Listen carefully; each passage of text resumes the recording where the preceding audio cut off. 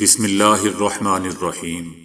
السلام علیکم دوستو، دنیا بھر کی خبروں میں آج آپ سنیں گے، لیکن اس سے پہلے اگر ہو سکے تو لائک اور سبسکرائب کا بٹن ضرور دبا لیں۔ شکریہ۔ امریکی پابندیوں کی کوئی قانونی حیثیت نہیں، چائنا۔ عمران خان نے سب تسلیم کر لیا، رانا ثناءاللہ۔ بھارت میں صرف کٹر ہندو ہی مودی کو لیڈر مانتے ہیں، ایک سروے۔ کسی بھی صورت عوام کو نہیں چھوڑیں گے، جنرل بابر افتخار۔ روس سے جنگ رچانے کے لیے نیٹو کی تاریخ کی سب سے بڑی جنگی مشقیں۔ اسرائیل سے امن مذاکرات کے لیے محمود عباس چائنا میں۔ نیتن یاہو کے خلاف مظاہرے ابھی بھی جاری۔ تو آئیے چلتے ہیں تفصیل کی جانب۔ ایرانی ہائپر سونک میزائل فتح کی رونمائی کے بعد امریکہ کی جانب سے کئی ایک ایرانی اور چینی کمپنیوں کے خلاف پابندیوں کے اعلان پر رد عمل کا اظہار کرتے ہوئے چائنا نے کہا ہے کہ ایرانی میزائل پروگرام کے سلسلے میں متعدد ایرانی اور چینی کمپنیوں کے خلاف امریکی پابندیوں کی کوئی حقیقی اور قانونی بنیاد نہیں ہے۔ گزشتہ ہفتے ہی امریکہ نے ایران، چائنا اور ہانگ کانگ پر قائم مختلف کمپنیوں کو ایرانی میزائل پروگرام کی حمایت کے بہانے سے پابندیوں کا نشانہ بنایا ہے، جس کے جواب میں چائنا نے کہا ہے کہ اس امریکی اقدام کی کوئی حقیقی اور قانونی بنیاد نہیں ہے اور یہ امریکی اقدام چینی کمپنیوں اور اداروں کے جائز حقوق اور مفادات کے خلاف کھلی جارحیت کے مترادف ہے۔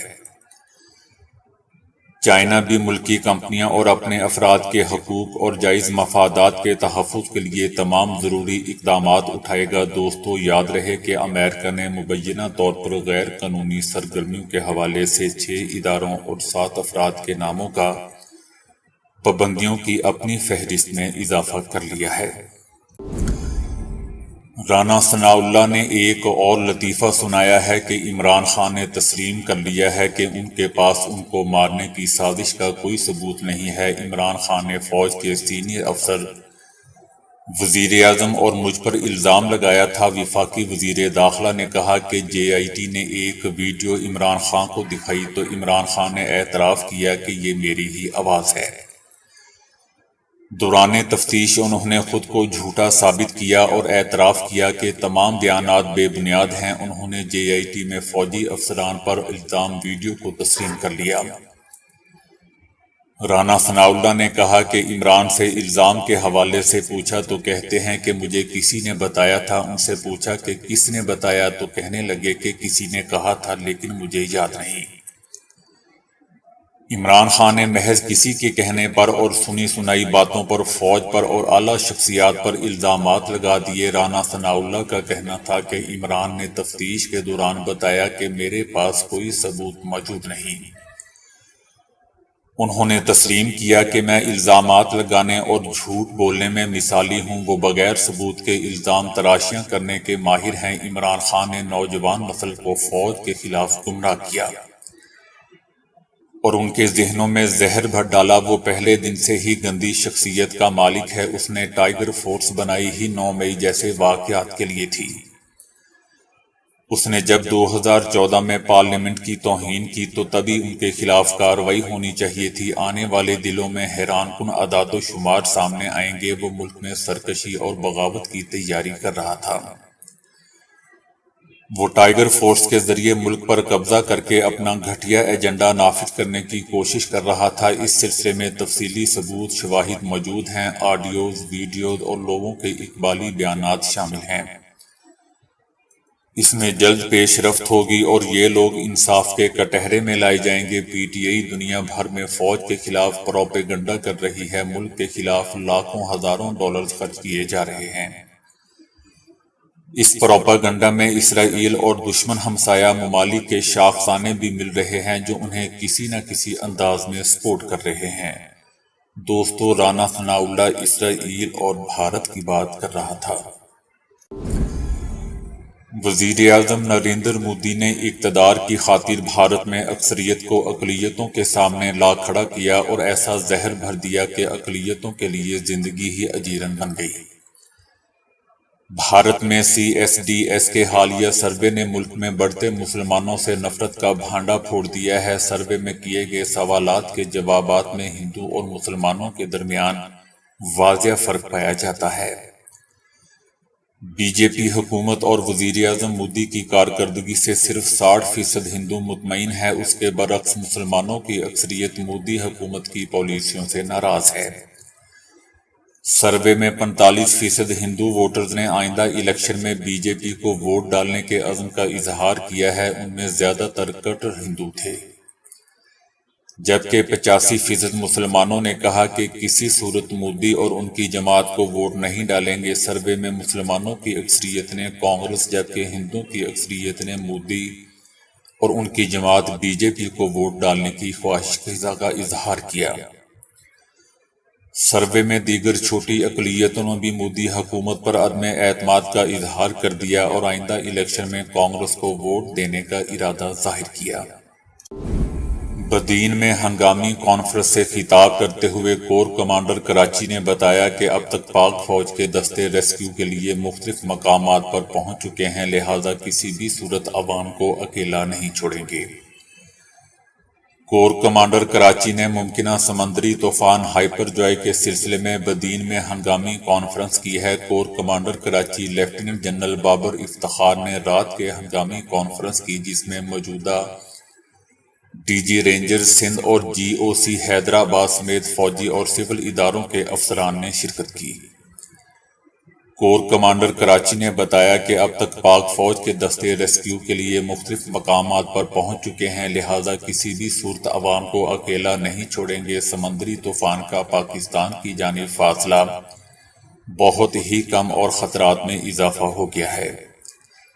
ساحلی پٹی کے دیہاتوں اور ماہی گیر بستیوں سے آبادی کا انخلاء رات گئے جاری رہا۔ سرکاری عمارتوں اور محفوظ مقامات پر مقامی افراد کو منتقل کیا جا رہا ہے، جبکہ پاک آرمی رینجرز اور سرکاری افسران اور ملازمین آبادی کے انخلاء اور منتقلی میں مصروف ہیں۔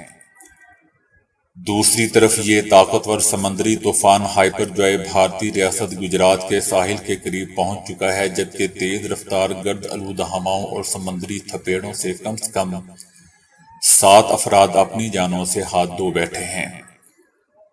برق رفتار اور طاقتور سمندری طوفان ہائپر جوائے کے کسی وقت بھی بھارت اور پاکستان کے ساحلوں سے ٹکرانے کا امکان ہے۔ اس دوران ہوا کی رفتار 135 کلومیٹر سے 150 کلومیٹر تک چل سکتی ہے۔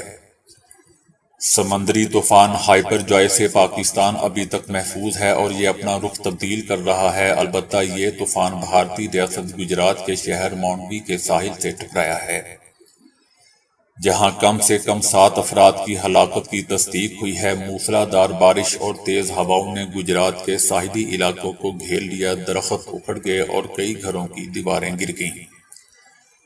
گجرات کے 8 اضلاع متاثر ہوئے ہیں۔ اسکولوں میں تعطیلات کا اعلان کر دیا گیا ہے۔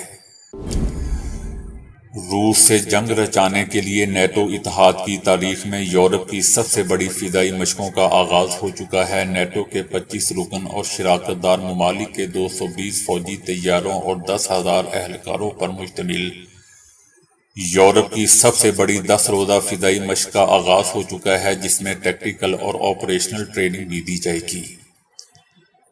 نیٹو کی تاریخ کی سب سے بڑی فضائی مشق کی قیادت جرمنی کر رہا ہے، جبکہ نیٹو کے رکن ممالک کے ساتھ ساتھ نیٹو رکنیت کے امیدوار جاپان اور سویڈن بھی حصہ لے رہے ہیں۔ بتایا تو یہ جا رہا ہے کہ یہ ایک دفاعی نوعیت کی فوجی مشق ہے جس میں جارحانہ عزائم نہیں ہے۔ ان مشقوں کا مقصد روس اور دیگر ممالک کی اشتعال انگیزی پر انہیں پیغام دینا ہے۔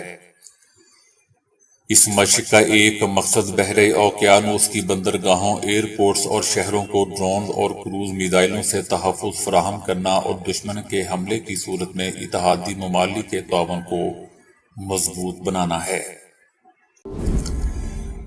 چائنا کی جانب سے اسرائیل اور فلسطین امن مذاکرات میں مدد کے لیے آمادگی کا اظہار کرنے کے بعد منگل کے روز فلسطینی صدر محمود عباس مذاکرات کے لیے چائنا پہنچ گئے۔ محمود عباس چائنا میں جمعے تک قیام کریں گے۔ محمود عباس دنیا کی دوسری سب سے بڑی معیشت کے اپنے 5ویں سرکاری دورے پر ہیں۔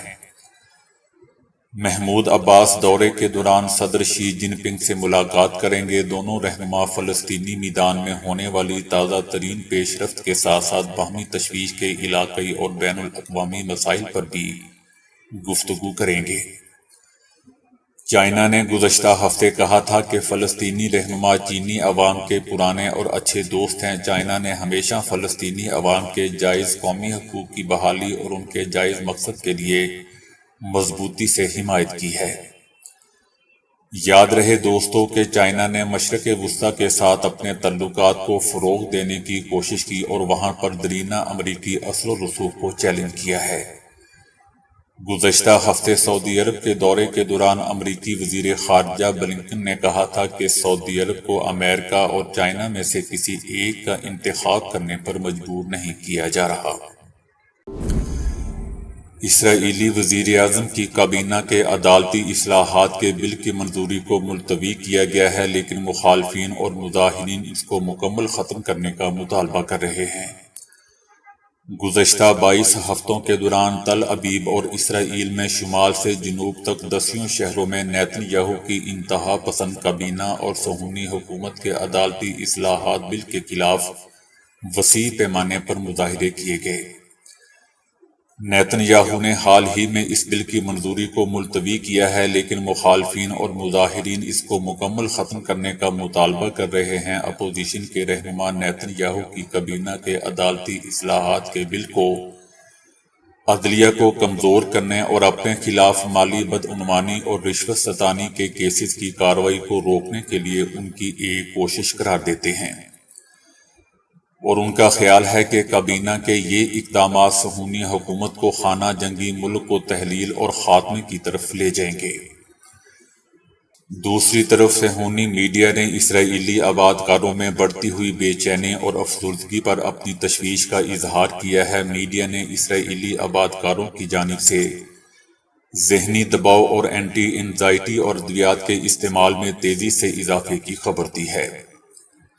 کشیدہ جغرافیائی سیاسی صورتحال اسرائیل کے سیاسی اور اقتصادی مستقبل کے بارے میں خدشات بڑھ گئے ہیں، جس کی وجہ سے حالیہ برسوں میں اسرائیلیوں میں اینٹی انزائٹی ادویات کے استعمال میں نمایاں اضافہ ہوا ہے۔ بعض اسرائیلی ماہرین صحت کے مطابق ہر 3 میں سے 1 اسرائیلی، جن میں زیادہ تر خواتین ہیں، باقاعدگی سے گھبراہٹ کا شکار ہیں، اور یہ تعداد اس سے کہیں زیادہ ہونے کا امکان ہے۔ میڈیا نے فلسطینی مزاحمتی کارروائیوں میں شدت کی وجہ سے ان اسرائیلی آبادکاروں کی تعداد میں نمایاں اضافے کی اطلاع دی ہیں، جنہیں نفسیاتی علاج کی ضرورت ہے۔ نفسیاتی علاج کے خواہش مند اسرائیلی درخواست گزاروں کی تعداد میں اضافہ ہو رہا ہے۔